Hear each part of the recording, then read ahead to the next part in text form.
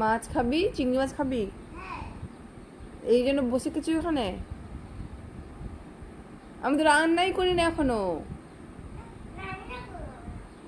রান্না করবো তো, রাতে রান্না করি, রাতে খাবে চিংড়ি মাছ দিয়ে ভাত।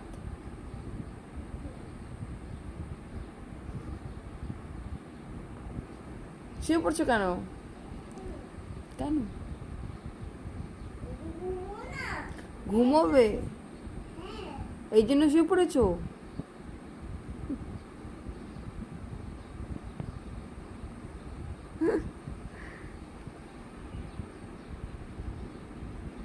তাহলে ঘুমিয়ে যাও, চোখ বন্ধ করে যাও না। কেন না?